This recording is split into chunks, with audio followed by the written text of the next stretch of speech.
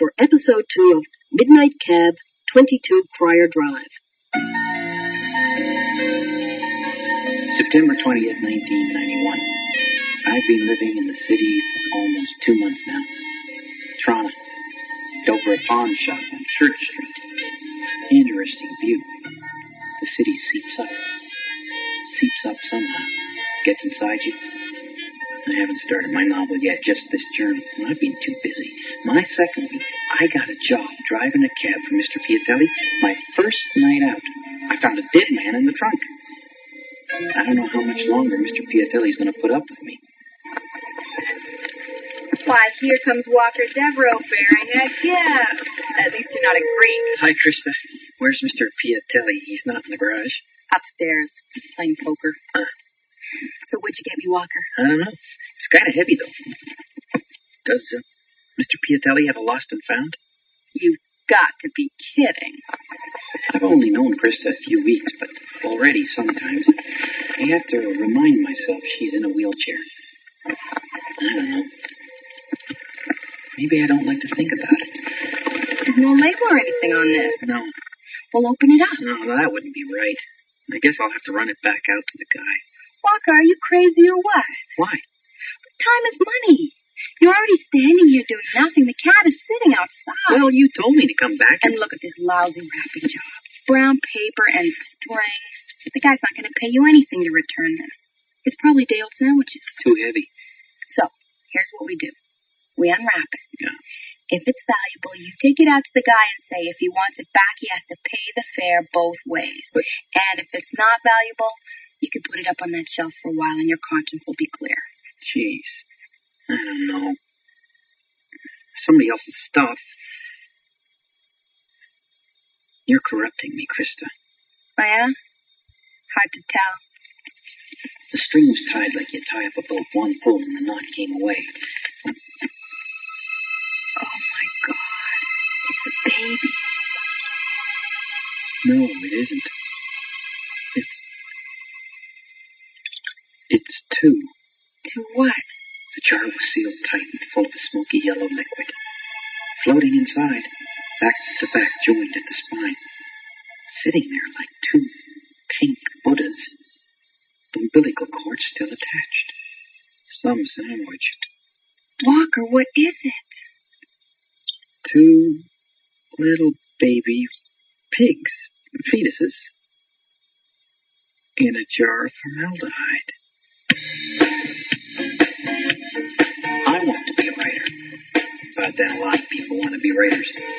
That's why I hit the road. Well, that and a lot of other reasons. My mom, for one, my 6 sisters, for another, and my dad. He died 3 years ago. Anyway, now I'm gaining life experience, as they say. I write it all down, everything that happens. No revelations yet, though. Just bizarre things like Siamese piglets in a jar. Of course, I took that package back to the guy in the motel, just out of curiosity. What else could I do? All right, everybody, stand back. Let me do my yellow ribbon act. What happened? What do you mean, what happened? Well, what happened? Well, somebody didn't like somebody. You know, like on TV, bang. You know anything about it? No. Hello, Sherlock. Oh. Hi, Inspector Kiss. I didn't hear you. Gumshoes. Standard issue. So you here to help out again? Would you transport this one in the trunk of your cab, too? No. Are you just passing by? I had a fare. Nice to be just passing by. Wish I was. Come on. I'll show you what I have to put up with night after night. Can I? It's up to you. Someone had torn the motel apart. Mattress overturned, drawers scattered around, dressers pulled away from the walls. There was blood splattered against the one wall. Head high. And in the middle of the room, lying on his back on the carpeted floor, the man I had picked up 2 hours before. One slug through the heart. Very ladylike gun. You see how small the hole is? Yeah. Are you okay, Walker? It's Walker, isn't it? Walker Devereux? Yeah. Well, Walker, this guy, see, he either had something someone wanted real bad. Or he was searching for something and got caught in the act. Right. He had something. Because this was his room, according to the motel owner. Oh. Now, you figured out that cab murder, Walker. You got any bright ideas on this one? No. Well, look for a man with a broken nose. The blood on the wall. I don't think it's from the guy on the floor. No. Well, I knew that already. But thanks. It's not a woman? To take a punch for a man that size and still get off an accurate shot? I don't think so. Yeah, well, you know what that proves, Walker. You never seen the women I go out with. Oh. Come on. I'll show you something else. He led me back out of the room and down the paved lot towards a row of parked cars. I don't know why I didn't tell him that the man was my fare and that he'd left that jar in my cab. Maybe because I knew something Inspector Kiss didn't and I wanted to see where it would lead. Maybe I liked the feeling of having some information no one else had. To be special in some way, you know? Motel manager noticed a car pulling away from his room. Oh? A red sports car. Oh. Not his, though. Now, this is his car. New Jersey plates. You know what comes from New Jersey? No? Nothing good. At least not up here. Not when we run into them. Now, look at this. The trunk on the car was up. There was a Captain Morgan's rum carton sitting inside. Inspector Kiss reached into it and pulled out a jar full of smoky yellow liquid, and floating inside, in the liquid, like a planet train of white membranes. Nice, huh? A huge, washed out, blue eye. Walker, you there? Hi. Did you give that thing back to that guy? Did he pay you? No. He wasn't there. It was almost 2:30 in the morning when I parked the cab near Carlton and Church Streets, just off the Maple Leaf Gardens, just about where I picked up the man with the jar. The jar someone had wanted. He'd come running out of a side street, looked back from where he'd come, then flagged me down, jumped in the back, breathing hard. He didn't say much, just the address, sank back into the back seat. Unshaven, swarthy skin. He kept glancing out the back window all the way to the lake shore. When we pulled up to the motel, he stuck the 20 in my hand and jumped out of the cab. Spooked, I said to myself. This guy is definitely spooked. I took a walk down the side street. He'd had his own car. Why wasn't he driving it? Probably, like Inspector Kiss said, because he was up to no good. But then he wouldn't drive around in the cab, would he? Cabbies see things. So, I rented the car. And if he thought he was being followed and ditched the car and ran a block or two, not sure where he was going, I walked 2 blocks. Only found one rented car. Hertz on the license plate. Locked. I circled around the block. There was a parking lot in deep shadow with just a few cars on it. One car was parked at the very back, tucked in beside a billboard. I walked over to it. 936 MXT.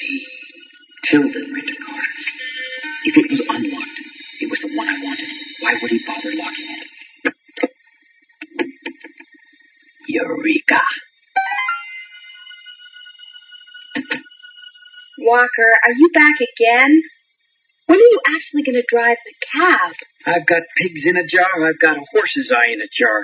What? And now I've got a courtesy map from Tilden's and the pig guy, he's been shot dead. What? The man you picked up is dead? Shot through the heart with a small caliber pistol. You're bad news, Walker. I know. I don't understand it. It wasn't like this in Big River. I bet. He had a horse's eye, too. I think it was a horse's eye. It was in a jar, just like this one, except it didn't have a label on it. It must have fallen off. So what do you think? I think Alfonso Piatelli would like his cab on the streets, making money with a normal, everyday driver in it. I found a map the guy was using. He was from New Jersey. It's not marked, but there's a piece ripped out of it, see? So you're going to try to find out who murdered this guy? Well, yeah. Why? Because it's not right. I could sell you a cape, Walker. Yeah. Bullshit. You want to chase around because you like it. Because it's fun. Yeah? Well, isn't it? Yeah. Right. So hand me that map. The map had been ripped from the bottom up, starting in the blue of the lake, taking Center Island with it. What's that? The railway line through Summerhill. He's torn it out along the railway line. Look at my map. Okay, this is the area he's ripped out, from the lake to Summerhill, west of Young, east of Don Valley Parkway. That's a big part of the city, Walker. Lots of luck. Right there. What? Within 6 blocks of right there. That's where he'd either been or where he was going. He'd rip out the map just a bit further up than he was going, and approximately in the middle of the 2 edges on the side. Where's my finger? In the middle of Rosedale. It's very ritzy, mansions and all that, lousy tippers. He tore it out for easy reference, probably stuck it in his pocket. Inspector Kiss is looking at it right now. And he'll figure it out first. Except What? his jar doesn't have a label on it. Ours does. September 11th, 1941. Z2 Culture. J.L. Smith. Black India ink. An old fountain pen. Printed in a careful hand across an old label that had almost come unstuck. When Krista had first seen it, she said I was out of luck. There were 10 zillion Smiths in Toronto. An exaggeration, maybe. But there were 4 columns of J. Smith. 130 names in each column. I looked it up. Now I drew a circle on Krista's map around 12 streets. Krista checked through 2 columns, and I checked the other 2. Walker, what do you think the odds are that someone would move away between 1941 and now? Good, but not perfect. Keep looking. You know something? You're an absolute nutcase. I'm going blind. Oh, I found one. Actually, Krista found 3 Smiths living on our list of streets. I found 2. J. Smith, James Smith, Jasper Smith, John Smith, and Dr. Julian Smith. 22 Crier Drive. It was almost 3 in the morning. All the huge houses along Crier Drive were dark, except for number 22. It glowed. All the lights on the first floor were shining out over the lawn and creeping through the gray iron fence. It was a gigantic pile of brick, with gables and turrets and a 3-story veranda flecked with peeling paint. I decided I might as well walk up to the front door and, package under my arm, ring the bell. What else could I do? Except sit in my cab all night and be scared. Yes? Oh. Hi. She was beautiful. Like, she was so beautiful. I couldn't believe it. Well, what is it? Someone left this package in my cab tonight. I'm the cabbie. I think it might belong here. Is there a doctor? Here, young man. No, Auntie, I don't think. I'll do it. Oh, Mrs. Darrowcliff, Clark. Don't, Auntie. It's my duty. Oh, my God. Oh, no. The old lady held the jar to the light. The 2 little back-to-back pigs swayed in the yellow liquid, bobbing towards her, their tiny mouths pulled up in tight little grins. It's his. This is his. And then... Auntie! Catch up! Look out! The jar hit the edge of a mahogany table, bounced on an oriental rug, rolled under a chair, but luckily it didn't break. Neither did the old lady. She fell smack on her fanny, her eyes rolled up, and she fainted. But the man behind her cradled her head before it hit the floor. Here, put it on the sofa. Get up, Dieter. Are you all right, Okay. Auntie? Auntie. Over here. I think she's coming too. Can you hear me? Oh, my God, Evelyn. They do have him. Yes. lady struggled to sit up, her eyes wide again now with fright. And Evelyn, the young one, she was, well, beautiful, wearing a kind of silk pajama thing like you see in Fred Astaire movies. Her hair, honey blonde, falling down across her face, high cheekbones. And behind her stood Myers, a man with a dark, sharp face and a three-piece suit, staring at me. You say that thing was left in your cab? That's right. You don't know anything about it? No, sir. And who left it in your cab? A man, stocky, curly hair. He didn't say much. I see. Let me get you something, Auntie. What would you like? Oh, a hot toddy, dear. That would be just the thing. All right. Can you stay for a moment? Certainly. Good. I think we appreciate the company right now. The more the merrier. I feel like calling in all the neighbors. Oh, she's a little frightened. We're all slightly unnerved, Mr. Devereux. Walker Devereux. And you're a cab driver. Yes. Oh, you poor boy. You must think you've walked into a madhouse. Here, sit beside me. Please. It's okay. We're having a very difficult time, my dear. My brother has disappeared, and I'm afraid he is in the hands of some very unpleasant people. Now, Mrs. Berracliff, there's no reason to tell this young man your business. Well, he has disappeared, and now we know that they have him for certain. I think we knew that before. That jar, then, belonged to... Julian, my brother. He has all manner of bizarre specimens from his veterinary practice. But that was years ago. These last years, he hasn't been well, you see. I've tried to keep him here in his home. We've gone through a whole series of nurses, haven't we, Myers? Indeed. My poor brother suffered a stroke, and dear Mr. Myers here and I have been looking after his affairs. I fly over from England to visit him. But he's got in such a state.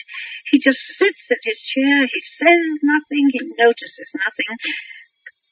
When he disappeared, I was hoping he'd somehow wandered away and that he'd be found. Within a day, they phoned the house. Someone was holding him. They wanted money. A great deal of money. They would send proof that they had him. The proof turned out to be the jar. Young man, I think you can get on with earning your livelihood now. Nothing more is likely to happen tonight. And so... Here you are, Auntie. Oh, thank you, my dear. I hope it's not too hot. Can I get you anything, Mr. Devereux. Walker? He was just leaving. We're keeping him from his work. Oh, I see. Not really. Oh, yes, of course we are. And you can understand, we do need some privacy now. Yes. Well, right. He won't say anything to anyone. Will you, my dear? He would risk Julian's life. Evelyn walked me down the dark path and through the iron gate to the cab. She walked close to me, and I could smell some faint, exquisite perfume. Something that made my heart ache a little under the shadowy canopy of the trees. Mr. Devereux, you will respect our privacy. You won't say anything to the police. It might be better to go to the police. These are dangerous men that have your... My grandfather. Yes. He's everything to Aunt Belle.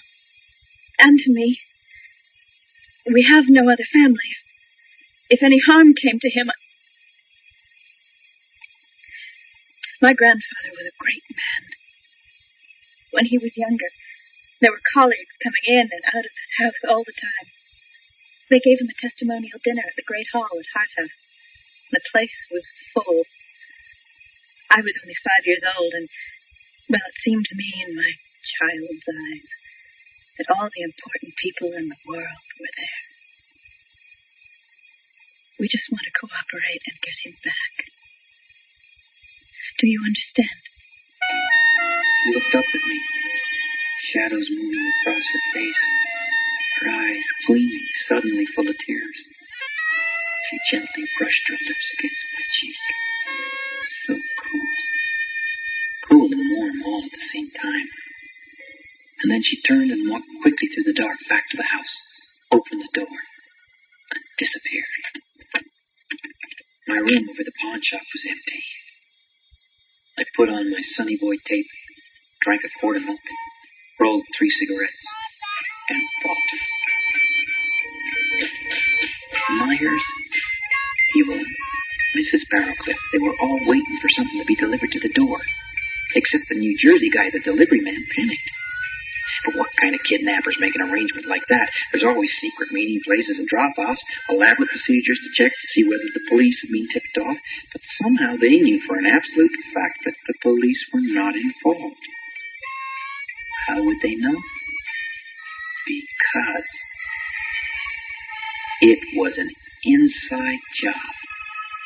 They had someone inside. Interesting story, kid. Persons unknown kidnapped the old man, used the specimens as proof. You know, I should arrest you for withholding evidence. I know. You want to see it through? What do you mean? Ever heard of Sherlock Holmes' irregulars? No. Well, you're my irregular now. Do I have any choice? Oh, hello. Walker. Yes. Walker. I was just, I had a fare, so I thought I'd see about your grandfather. Has anything... No, nothing. Well, the cab driver again. He was just wondering. About Dr. Smith. That's very kind, but there's nothing to report to you since last night. Well... It's late. Mrs. Barrowcliff is asleep. We're all going to call it an evening. Oh. Right. Well, I hope he'll be safe and everything will turn out all right. Thank you very much, Walker. So, good night. Good night. I looked for Inspector Kiss. He'd been sitting in the back of my cab waiting to hear what I'd found out. Not that I'd found out anything, but he wasn't there. I got in, drove around the block, parked, and walked back through the dark shadows on the other side of the street. Myers was leaving, saying goodnight to Evelyn. I could see, even from across the road, that she was close to tears. Myers patted her hand.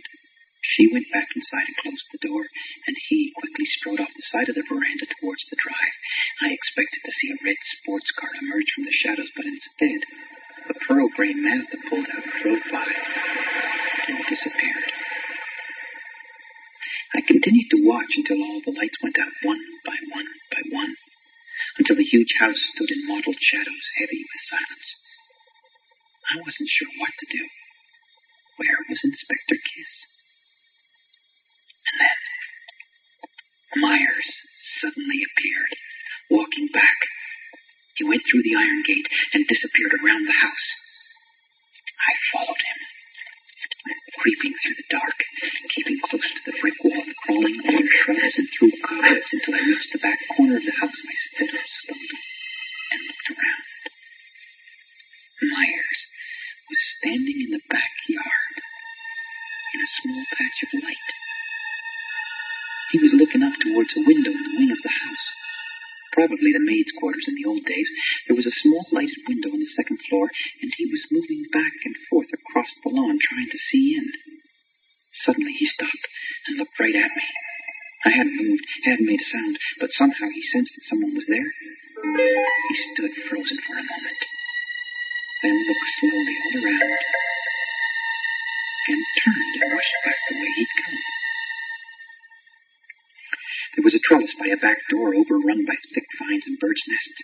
As soon as I saw it, my heart started racing, and I knew I'd climb it, and I did. And over the eave like a thief, and across the porch roof.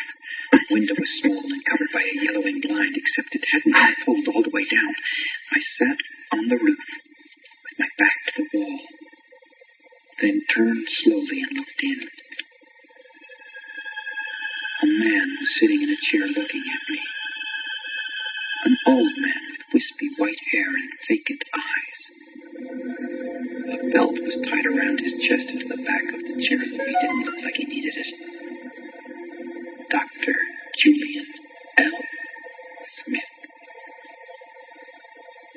A shadow fell across the blind, and suddenly a young guy was standing beside him.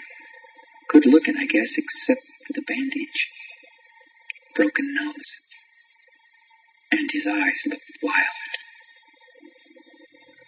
And then, another shadow.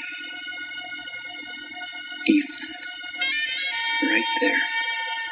Beside her grandfather. Her beloved grandfather. She looked at the young guy. Then she looked down at the old man. Gently. Very gently. She took the old man's hand and put it on the table. And then the young guy drew out a knife and cut off the old man's little finger.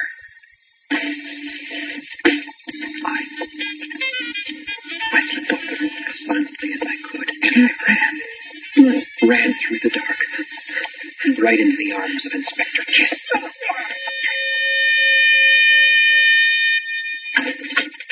Well, file's complete. Is it? Yeah, except for the trial, of course, so, don't get lost. Like you did.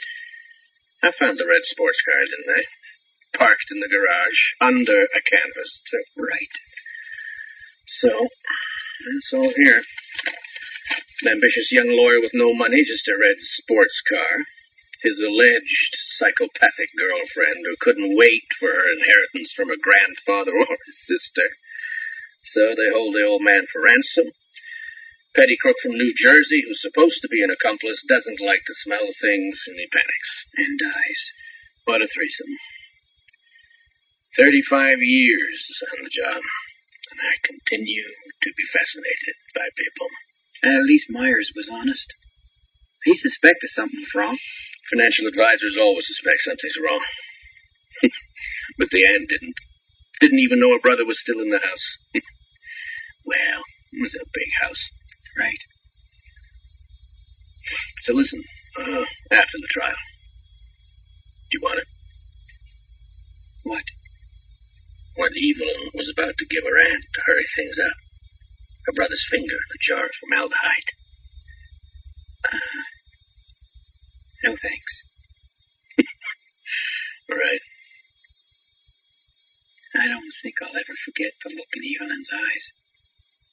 You know? Through the window. When she was... Yeah.